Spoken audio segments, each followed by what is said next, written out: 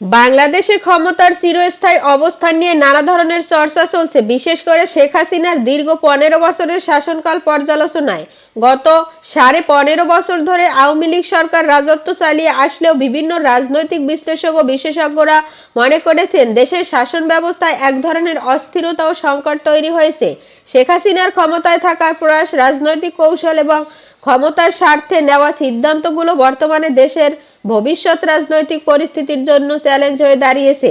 শেখ হাসিনা, যিনি তার দলের ক্ষমতার শক্ত অবস্থানে থাকার জন্য দীর্ঘদিন ধরে দেশ পরিচালনা করেছেন, তার শাসনকালের শুরু থেকেই একাধিক রাজনৈতিক কৌশল অবলম্বন করেছেন। 2008 সালের নির্বাচনে জয়লাভের জন্য তিনি একদিকে ভারত এবং অন্যদিকে 1/11 সময়ের নেতাদের সঙ্গে সমঝোতা করেছিলেন। খালেদা জিয়া কোনো অবস্থাতেই তার সঙ্গে আপোষ করতে রাজি না হলেও শেখ হাসিনা রাজনৈতিক প্রয়োজনে নানা ধরনের সমঝোতা করেছেন যাতে ক্ষমতায় থাকতে পারেন। অন্যদিকে শেখ হাসিনার শাসন ব্যবস্থা নিয়ে বিতর্কও রয়েছে। বিএনপি এবং অন্যান্য বিরোধী দলগুলো অভিযোগ করে যে শেখ হাসিনা গণতন্ত্রের প্রতি সদয় নন এবং দেশ পরিচালনার জন্য গণতান্ত্রিক পদ্ধতির পাশাপাশি একনায়কতান্ত্রিক কৌশল অবলম্বন করেছেন। বিশেষত তার শাসনের শুরুতে বিচার ব্যবস্থা ও আইনশৃঙ্খলা বাহিনীকে শক্তিশালী করে বিরোধীদের বিরুদ্ধে ব্যবস্থা নেওয়ার জন্য কঠোর পদক্ষেপ গ্রহণ করেছেন। শেখ হাসিনা যখন ক্ষমতায় থাকেন তখন তিনি বিভিন্ন সময় বিরোধী দলের নেতা ও কর্মীদের বিরুদ্ধে নানা ধরনের মামলা দায়ের করেন এবং নির্দিষ্ট কিছু রাজনীতিবিদদের বিরুদ্ধে প্রতিশোধের আগুন জ্বালান। 2009 সালের পর বিশেষ করে বিডিআর হত্যাকাণ্ডের ঘটনায় বিরোধী দলের শক্তিকে চ্যালেঞ্জ করতে নানা পদক্ষেপ নেওয়া হয়। এর ফলে বিএনপি ও জামায়াত নেতাদের প্রতি সরকারের অবস্থান আরও কঠোর হয়ে ওঠে।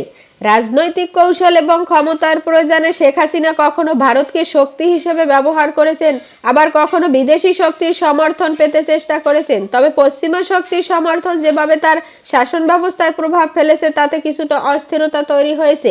2008 সালের নির্বাচনের নেপথ্যে কারিগররা নিজেদের বাঁচানোর জন্য তৃতীয় পক্ষের দুতিয়ালিতে রাজি হন এবং এই সময় জামায়াত নেতাদের কিছু কৌশল কার্যকরী হয়। বর্তমানে শেখ হাসিনার সরকার ভারত নির্ভর কূটনীতি এবং রাজনৈতিক কৌশলের মধ্যে আটকে পড়েছে। পশ্চিমা শক্তির সমর্থন আদায়ের চেষ্টার পর এখন ভারতীয় সরকারও তার উপর চাপ সৃষ্টি করেছে।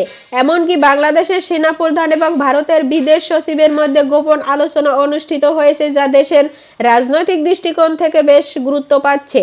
এদিকে শেখ হাসিনার শাসন ব্যবস্থা এখন সংকটের মুখে। তার নিজের দল আওয়ামী লীগের মধ্যে এক বিশাল অন্তর্দ্বন্দ্ব দেখা দিয়েছে। দলের শীর্ষ নেতারা তার শাসনের প্রতি সন্তুষ্ট না হলেও তার শাসক দলের অধীনে থাকার জন্য বাধ্য। তবে একদলীয় শাসন ব্যবস্থা প্রতিষ্ঠা করতে গিয়ে শেখ হাসিনা যে বিপদে পড়েছে তা এখন স্পষ্ট হয়ে উঠেছে। এছাড়া দলীয় রাজনীতি এবং ক্ষমতা নিয়ে চিন্তা ভাবনা করেছেন দলের কিছু তরুণ নেতা। তারা নিজেদের মধ্যে আলোচনা শুরু করেছেন এবং ভবিষ্যতে আওয়ামী লীগের বড় ধরনের পরিবর্তন আনার সম্ভাবনা রয়েছে। শাসন ব্যবস্থার ভবিষ্যৎ নিয়ে যেমন সংশয় রয়েছে, তেমনি বিদেশি শক্তির কাছ থেকে চাপের বিষয়টিও রয়েছে। এমন অবস্থায় বাংলাদেশের রাজনৈতিক ভবিষ্যৎ নিয়ে নানা প্রশ্ন দেখা দিয়েছে। সরকারের দুর্বলতার পাশাপাশি বিরোধী দলের শক্তি এবং জনগণের মধ্যে ক্ষোভ বৃদ্ধি পাচ্ছে।